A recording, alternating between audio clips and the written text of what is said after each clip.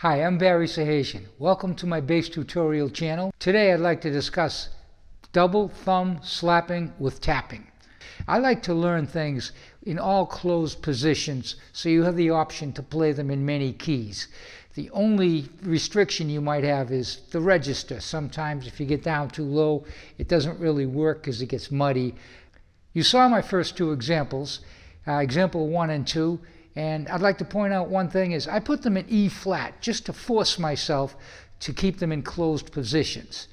I'm going to show you how to play those examples in the key of E and G, so you can throw your open notes in there if you wish. Get the best of both worlds. But the primary reason is to be able to learn a lick and play it in multiple keys and to understand the theory behind what you're playing is very, very useful. These examples are based on a 7th chord. So, and all the notes in the examples are just basically from the arpeggio, with a couple of other notes, maybe adding a 9 or a blues note going in there to make it interesting. Let's take the first measure of the first example. And I'd like to break it down and show you the technique as well as the theory and the intervals, how they relate to the 7th chord. So we have, that will be the first measure, 1 and 2 and 3 and 4 and 1. So you have, starting on the 7th, which will be a D flat, you're hammering on to the root with a down slap. Now, after that, you do a downstroke of the thumb and an upstroke, double thumb. Then you add a pop on the 7th degree.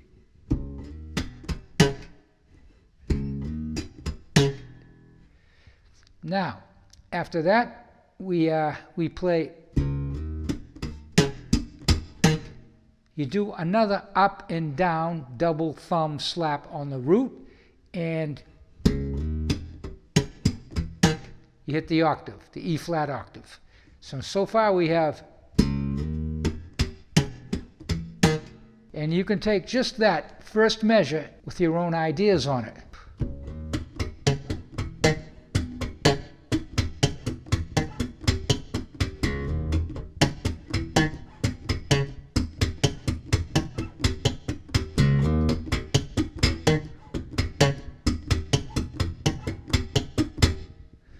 Okay, I wanted to throw a line in there, slight variation of what I just did, and I'll show you that line, but one of the reasons I wanted to play that variation was because I wanted to explain to you what I'm doing in the original line that made it sound a little different. And what makes it sound a little different is I am using a downstroke of the double thumb on an offbeat, which means when I do an upstroke of the thumb, I will be on a downbeat.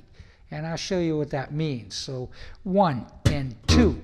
So you hear that upstroke, which sounds with a little growl if you pull it hard, on the downbeat. So you're kind of used to hearing double thumb with a downbeat on a downstroke of the thumb, like 1 and 2 and 3 and 4 and 1 and 2 and 3. So now you go 1 and 2 and 3 and 4 and 1 and 2 and 3 and 4. So I throw part of the lick, I turn it around. And how I turn it around is I put a rest in.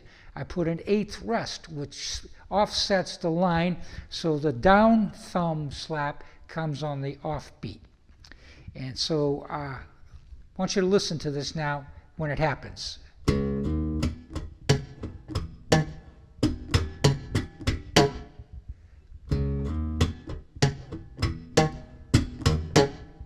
See right there, 1 and 2 and 1 and 2 and. Let's move on to the second part of the line, which would be the second measure of this lick, and that's where you have this offbeat down stroke of the thumb.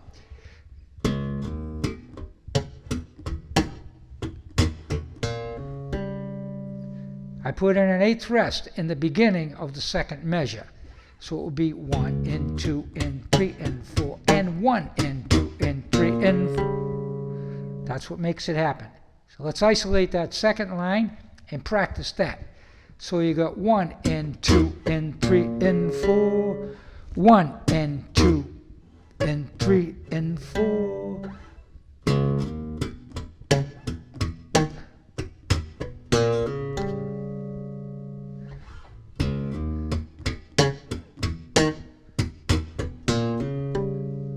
One thing I got to point out about the tap, when I hit the tap on the 12th fret of the G string, which is the 3rd of an E flat 7th chord, it's difficult to hit that just by holding your hand in midair and aiming your finger down.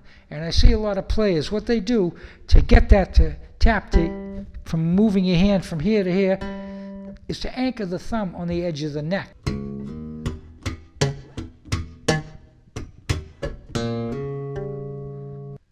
Let's do the second part of that tapping line, and that would be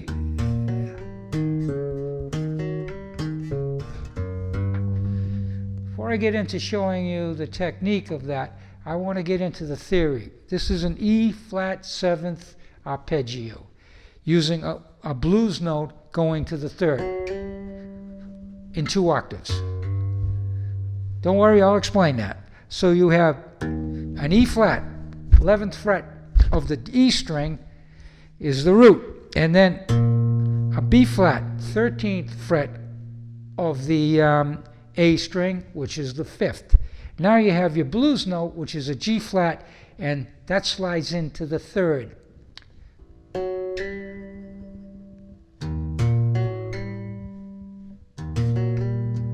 can make a chord out of that pretty easy if you want. Anyway, back to the line. That's the first part. And then you add a hammer-on to the 13th fret of the D string, which is the root E flat, and a pull-off to the 7th of the E flat 7th chord, which is a D flat.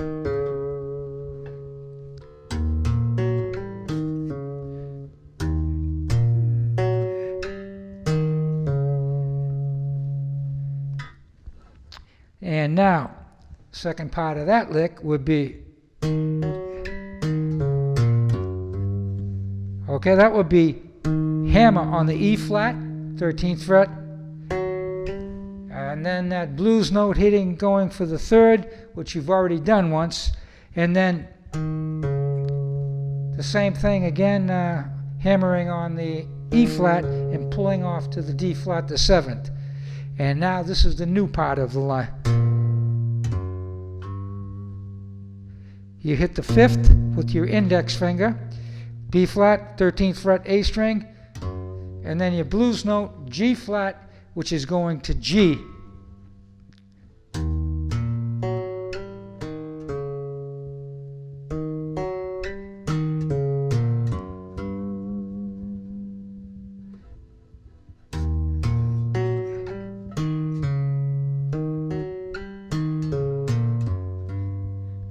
So there you have, that's an E flat 7th arpeggio with an approach note or blues note going to the 3rd in 2 octaves.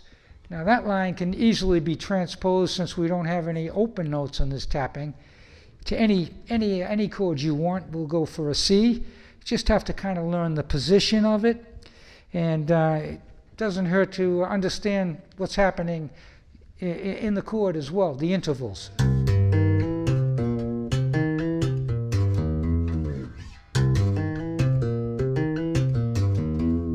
Play it in D. I hope you got something out of this video. If you did, please subscribe, hit the bell to be notified of all the new videos coming up, and like and comment.